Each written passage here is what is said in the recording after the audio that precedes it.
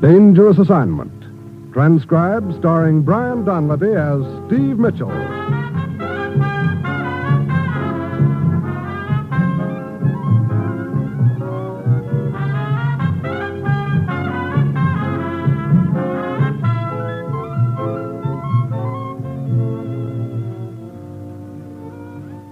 Yeah, danger is my assignment. I get sent to a lot of places I can't even pronounce. They all spell the same thing, though, trouble. But when I walk into the commissioner's office, I don't realize this assignment's going to prove that sometimes the best way to get a pal out of a trap is to get chased into it yourself.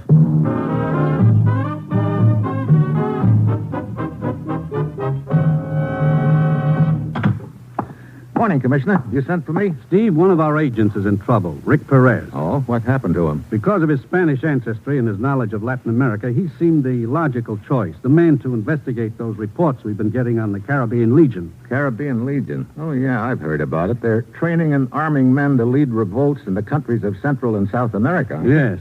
Rick managed to work his way into the organization, has kept in touch with us through a contact he established in Caracas, Venezuela. He kept in touch, that is, until a week ago. Then silence. Well, that doesn't necessarily mean he's in a jam, Commissioner. Last night, Perez's contact, a man named Emilio Rojas, received a message, supposedly from Perez, saying that he was hiding out in a village called Puerto Montego, that he needed help. So the Legion got wise and Perez is holed up, huh? All being held a prisoner. Prisoner? You mean the message could be a trap? Right. Suppose they only suspect Perez is an American agent. Yeah, so we answer his call for help, send someone down to Puerto Montego, and the minute that someone walks into town, they know for sure. End of Rick Perez. Exactly. You've got to get into Puerto Montego without arousing any suspicion to who you are or why you're there. Find Rick Perez and get him safely away. Well, that's it. You've got your assignment. Good luck.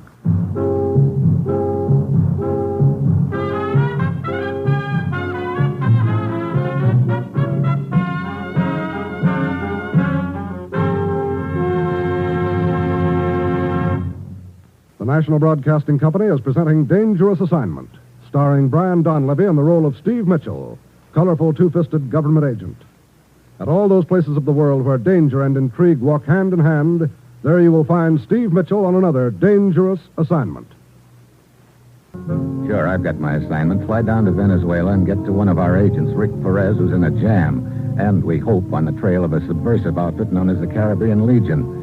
It's late Friday afternoon when my plane lands in Caracas, and I head straight for a rendezvous with our contact there, a gent named Emilio Rojas.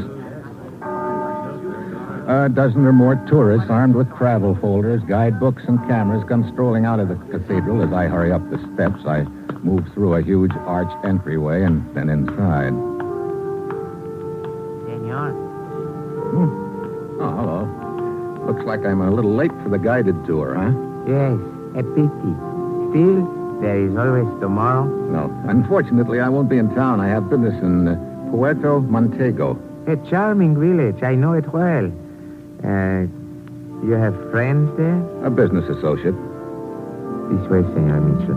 Into this corridor. We can talk there. Sure you weren't followed, Rojas? Positive. I don't suppose you've had any word from Perez. No word at all, Senor. Here, this will do. I leave the door open slightly so that we may watch the entryway. You happen to have that note Perez sent you? No, I burned the message immediately I received it. You are wondering about the handwriting, eh? I cannot say. Perez and I never exchanged the written messages. Tell me, Rojas, do you have any idea why he went up to Puerto Montego? Well, 10 days ago, after he had attended a meeting of the Caribbean Legion, he told me there was talk of supplies and a boatload of new men arriving from Guatemala. And that ship might have put in at Puerto Montego, huh? Yes, Perez might have been sent to meet it. Someone aboard might have recognized him or suspected he was with your government. And now he's a prisoner or hiding out. A prisoner, senor? Not one for long, I'm afraid.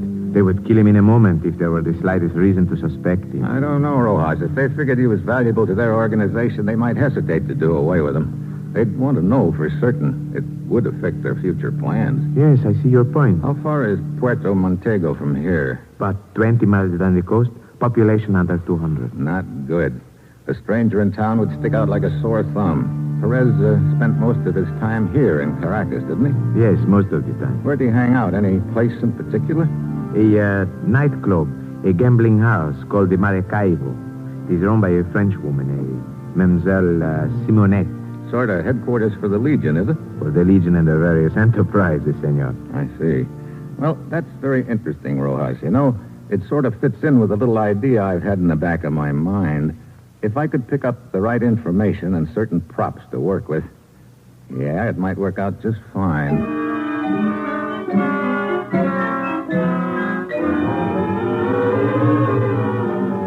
Half hour later, I'm at police headquarters, sitting in the office of Colonel Villara.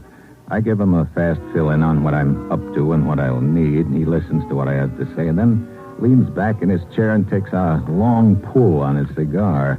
He makes with a series of smoke rings toward the ceiling. Jim Dandy's, all of them. Then he leans forward. This is highly irregular, Senor Mitchell. You understand that. However, if you insist... I'd like your department's cooperation, Colonel Villara. Very well. I will see to it that you get what you ask. And don't forget the souped-up jalopy. Souped up? The car. I'm going to be in a race, and I don't want to lose. Oh, yes, of course. You look a little puzzled, Colonel. I am, Senor. I still fail to see how all this is going to... Look, the chances of my slipping into Puerto Montego unnoticed are pretty slim.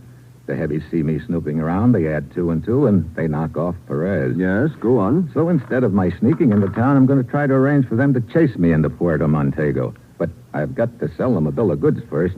One, that I'm not an American agent, and 2, that my arrival in town has nothing to do with Perez. Oh, I see. And that, then, is the purpose of your visit to the Maracaibo Club. Right.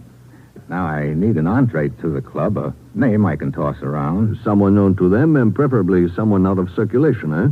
Rojas suggested a gent named Brobo. Oh, excellent. A well-known criminal in the Caribbean area. Now serving 10 years in prison. A frequent visitor at the club when he was in town, and when he wasn't in Caracas, he'd be in Cuba or Haiti, Puerto Rico, Jamaica, or Trinidad. I could have met him in any of those places. I would suggest Trinidad. He spent a good deal of time there. Do you happen to have a file on Brobo? Oh, yes. A rather complete history of the man. Good. I want to know all there is to know about friend Brobo. They're bound to ask questions at the club, and I want to be sure to have the right answers.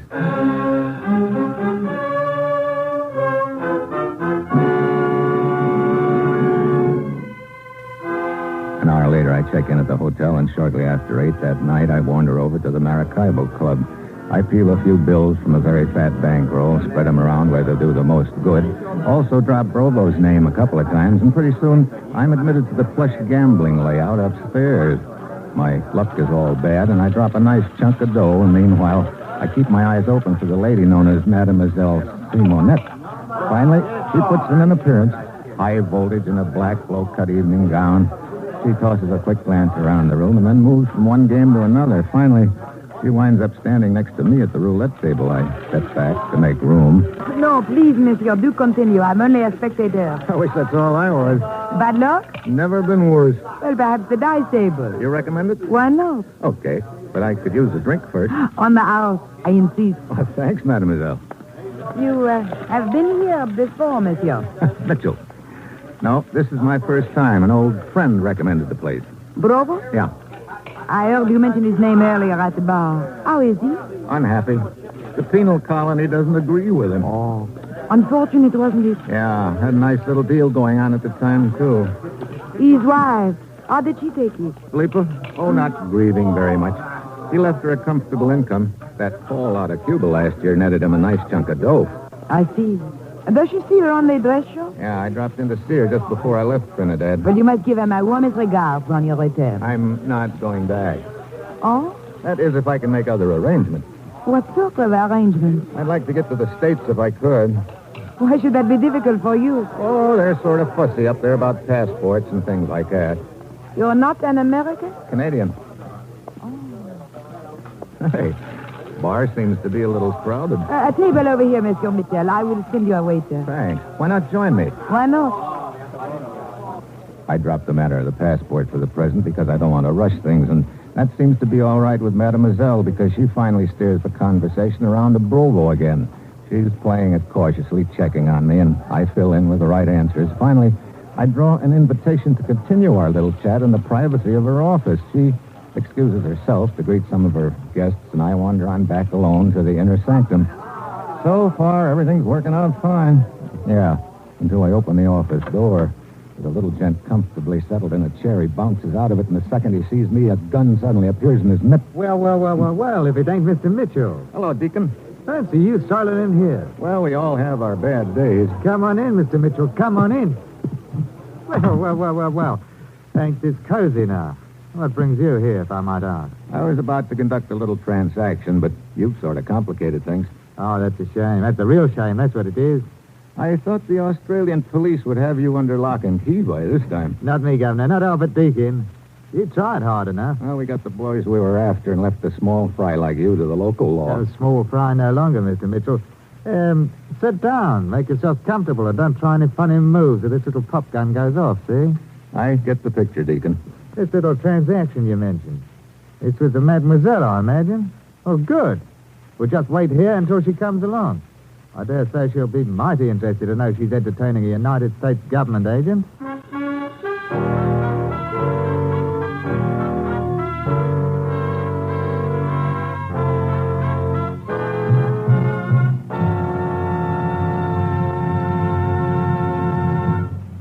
Steve Mitchell will continue his dangerous assignment in just a moment.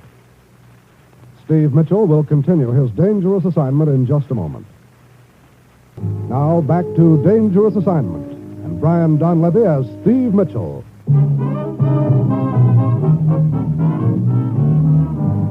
Well, at this point, it looks like I'm cooked.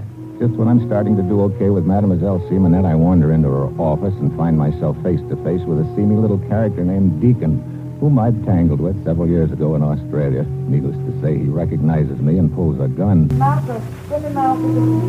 It's Simonette. She's coming in. Deacon moves to open the door with a big grin and takes his eyes off me a second. That's when I make my move. I grab his wrist and twist. Hey, Mitchell, thanks for the gun. Okay, it's in my pocket and pointed at you. One peep and you're dead. Oh, hello, Deacon. Small world, Simonette. Imagine my running into an old buddy like this. You and Deacon know each other, Steve. Sure. We were together in Australia. We're old buddies, isn't that right, Deacon? Yes, that's right. Good. This is Marcus, Steve. He works for me. Marka? Mitchell? Those papers I wanted you to take, Marcus, over there on my desk. Yes. Yes, those are the ones. Very well. I will see you later.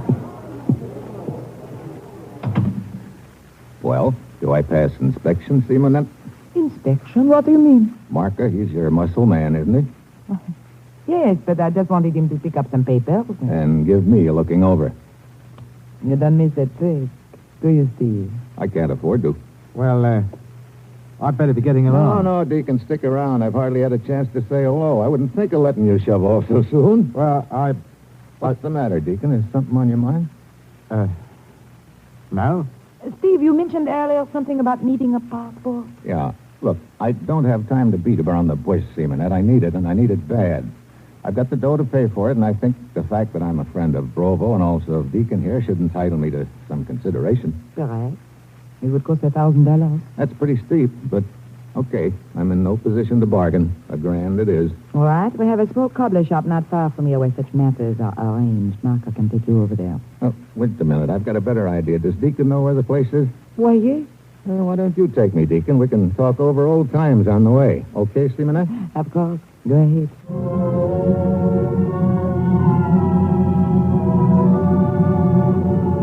I hustle Deacon out of there before he can tip my mitt. I make him take me to the cobbler shop, and in the back room they take a picture, and half an hour later hand me a passport. I peel off the dough and pay them. Then I take Deacon to the house of my contact, Rojas, who salts him away in his cellar. You'll be quite safe down there, Senor Mitchell. Good, Rojas. I could have Colonel Valera put him under arrest, but one of Simonette's boys might possibly find out about it. Yes, that would not be too good. Senor Mitchell, I still do not understand what your plan is. Right now, my plan is to go to my hotel room and wait. For what? For Marka, and maybe another Simonette's boys to show up. I figure they should be there within 2 hours. But what makes you so sure they will come to your room? That money Colonel Valera furnished me. The dough I used to pay for my phony passport. What about it? It's counterfeit. Ooh. Yeah. You know, I think those boys are going to be real mad when they find that their own phony dough is shoved back on them.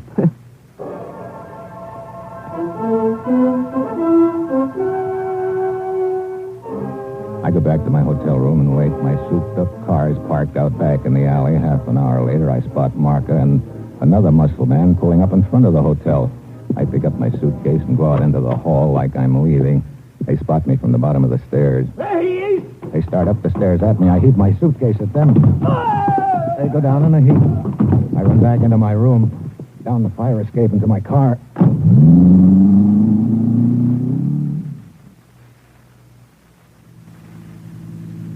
The chase is on. So far, it's working out just right. I drive fast enough to keep out of range, but not fast enough to lose them. An hour later, I'm in Puerto Montego, the village where we think Perez is hiding. It's all of 2 blocks long. I gun through the town, then ditch my car at the far end behind one of the buildings. I circle back on foot and hide. Pretty soon, Marka and his buddy roar into sight and stop at a house on the outskirts of town. They run inside and come out again with 2 other guys. They all pile into the car and take off through the village, supposedly after me.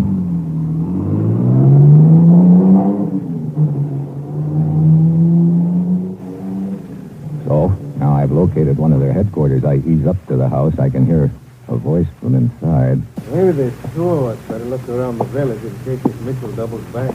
It's Perez talking, and it's also my cue. I jerk open the door. I've got him, Steve. Brother, you sure have, Perez. Nothing like a beer bottle to lull a guy to sleep. When Marka pulled in here a couple of minutes ago and said he was chasing a deadbeat named Mitchell, I remembered we once pulled a trick like this in Casablanca, wasn't it? Yeah, I hope you'd remember. And when I heard you talking to your buddy here about the two of you, I knew the odds were in our favor if he was the only other one here. They've been holding you prisoner, Rick? Not exactly, Steve. But they were watching me pretty closely, and I had a hunch they were suspicious of me and checking up. Then you didn't send that note to us by the way of Rojas saying that you were in trouble here and needed help. No. Then Simonette and her boys must have sent it. It was a trap. But it didn't quite work the way they figured it. Oh, look, we've got to move fast. When they come back here and find you've flown the coop, they'll realize that they were right about you. What have you found out so far about them? Simonette is the local ringleader of the Caribbean Legion, Steve. They train and outfit small groups of men, which they send into several South American countries to try to organize revolutions. Simonette has a list of the 3 men's cells which have been sent to each country. I know that. I saw it in her office at the Club Maracaibo. Then come on. We've got to get back to Simonette fast and grab that list.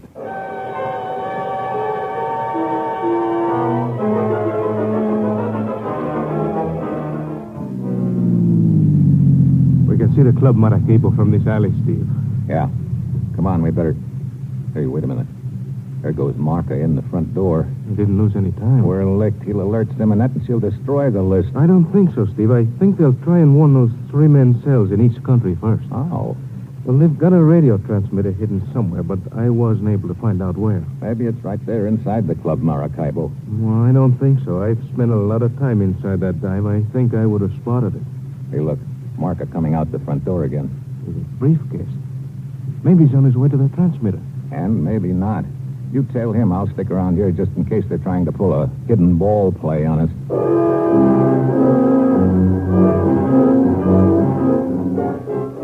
Perez takes off after Marka, and I ease around to the back of the joint and wait in the shadows.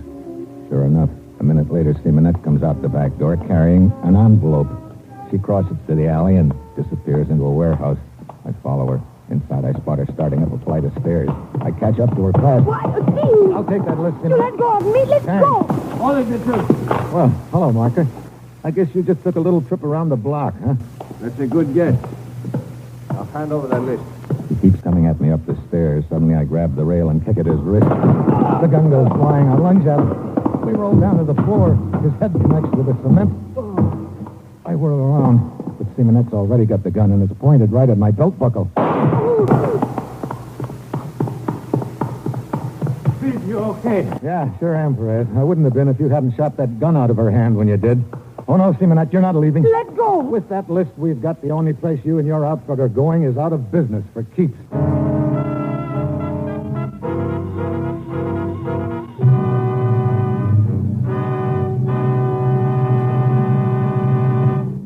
Our star, Brian Donlevy, will return in just a moment. Next week, Paris. I bodyguard a quiz kid. And that will be Steve Mitchell's dangerous assignment next week.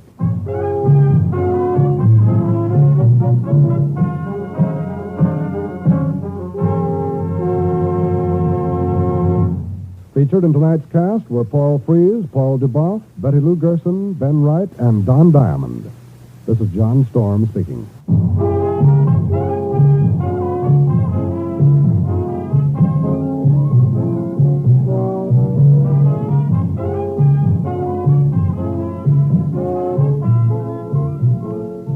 Dangerous Assignment, starring Brian Donlevy as Steve Mitchell with Herb Butterfield as the commissioner, is written by Bob Reif and Adrian Jondeau and is directed by Bill Karn. Be with us again next week at this time when Brian Donlevy, starring in the role of Steve Mitchell, will embark on another transcribed Dangerous Assignment.